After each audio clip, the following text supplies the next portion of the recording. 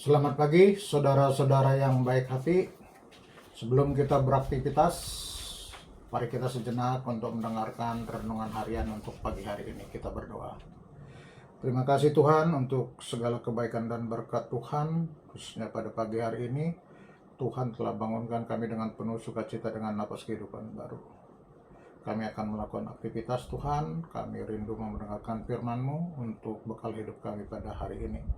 Berkati acara kami pada pagi hari ini agar kami penuh sukacita. Terima kasih Tuhan, terpujilah Engkau Tuhan kekal sampai selama-lamanya.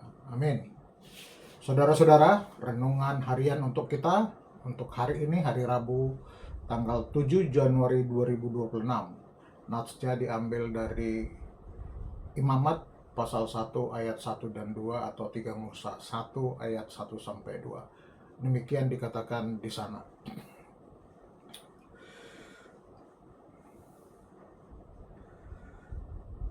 Dalam bahasa Indonesia dikatakan demikian.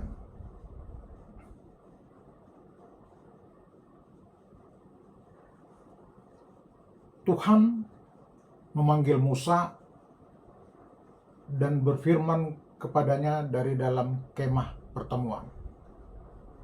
Berbicaralah kepada orang Israel dan katakanlah kepada mereka, apabila seseorang di antara kamu hendak mempersembahkan persembahan kepada Tuhan, haruslah persembahanmu yang kamu persembahkan itu dari ternak, yakni dari lembu sapi atau dari kambing domba. Dalam bahasa Batak dikatakan, di jauh-jauh ma si Musa jala roma hatani jahuba tu imana sian undung-undung perluhutani songonon babua ma tu hala Israel jala dokma tu nasida tung sura adong sada zolma siak kamu nanaing mamelihon sada pelian tu jahuba ikon sian pinahando sian lubu manang sian biru-biru pelihononmu pilihanmu nai. Saudara-saudara, renungan Imamat pasal 1 ayat 1 dan 2 ini berbicara tentang panggilan Tuhan kepada Musa dari kemah pertemuan untuk menyampaikan aturan persembahan kepada orang Israel. Menekankan bahwa Tuhan menginginkan persembahan yang tulus, terbaik, dan dari hati yang mendalam. Bisa berupa ternak, lembu, atau kambing domba yang tidak bercela. Sebagai simbol ketaatan total, pemurnian, dan persiapan untuk membangun hubungan yang kudus dan intim dengan Tuhan, yang puncaknya adalah kepada Kristus, anak domba Allah yang sempurna. Inti renungan Imamat pasal 1 ayat 1 dan 2 ini ada beberapa. Pertama, panggilan pribadi dari tempat kudus, yaitu yang di ayat 1 tadi. Tuhan memanggil Musa dari kemah pertemuan, menunjukkan bahwa ia ingin berbicara langsung kepadanya di tempat yang ditentukan. Ini adalah undangan untuk masuk ke dalam kehadirat Tuhan. Sebuah awal dari petualangan iman dan hubungan yang mendalam. Itu yang pertama. Yang kedua, persembahan yang disukai Tuhan di ayat 2. Apabila seseorang di antaramu hendak mempersembahkan, Tuhan memberikan kebebasan memilih, tetapi dengan syarat yang ketat. Haruslah persembahanmu itu dari ternak, yakni dari lembu sapi atau kambing domba.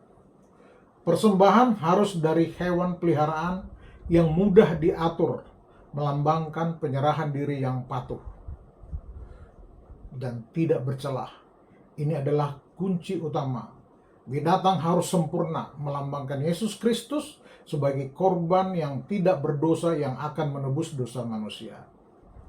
Terus bagaimana penerapan ini dalam kehidupan kita masa kini? Persembahan hidup bukan hanya hewan, tetapi hidup kita sendiri yang dipersembahkan sebagai korban yang hidup, kudus dan berkenan kepada Allah.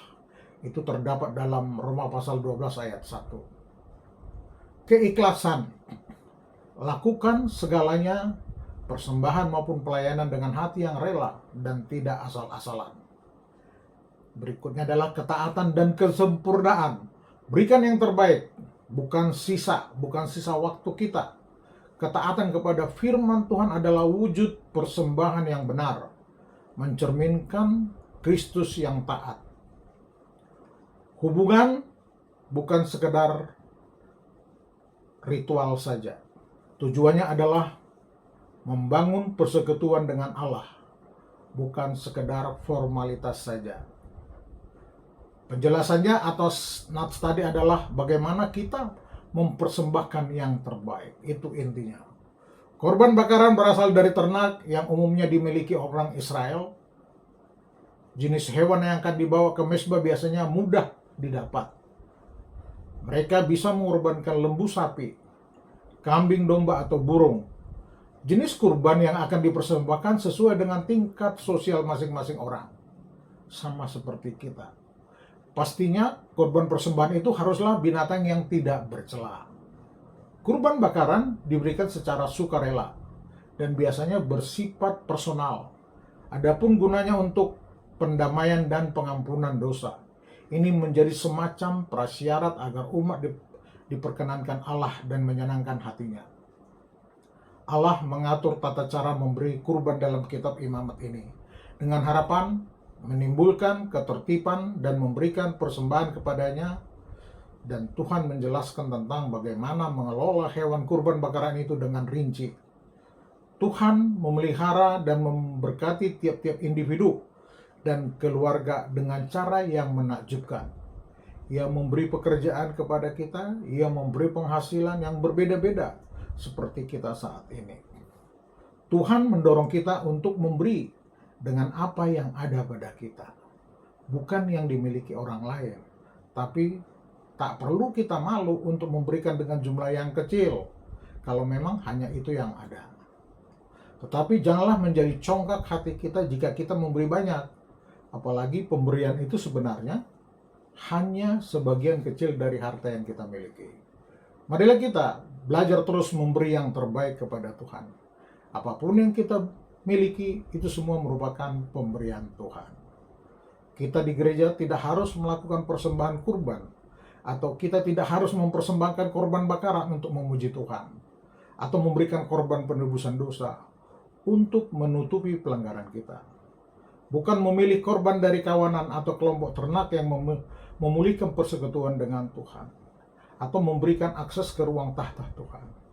Namun kita memiliki prinsip dan praktik yang diuraikan dalam perjanjian baru untuk pengampunan dosa kita yang akan memulihkan kita ke dalam persekutuan ketika kita berdosa atau tidak taat kepada firman-Nya. Pada perjanjian lama, persembahan kurban memberikan akses kepada manusia berdosa untuk bertemu dengan Allah yang kudus.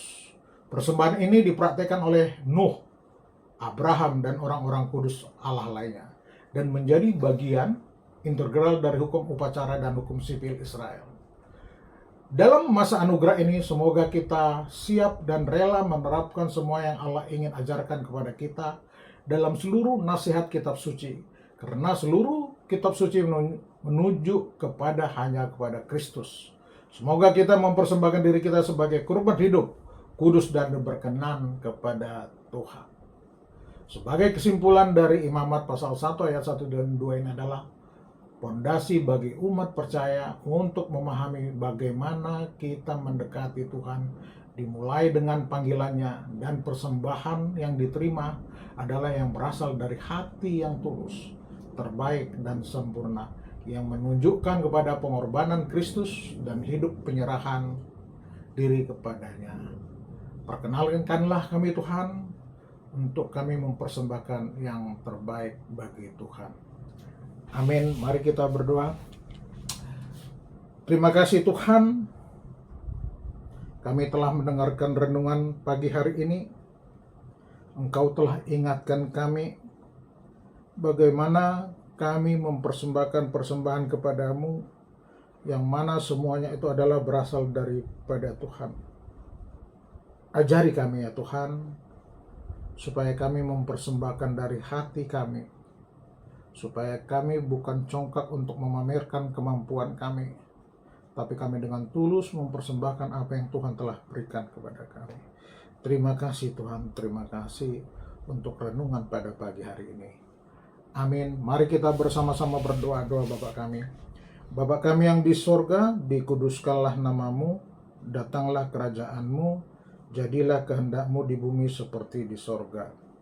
Berilah kami pada hari ini makanan kami yang secukupnya, dan ampunilah akan kesalahan kami, seperti kami juga mengampuni orang yang bersalah kepada kami.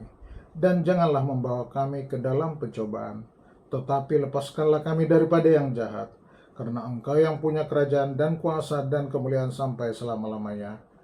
Amin. Marilah kita terima berkat dari Tuhan, kasih anugerah dari Yesus Kristus, dan kasih setia dari Allah Bapa, serta persekutuan dari Roh Kudus yang menyertai kita dari dahulu sampai selama-lamanya.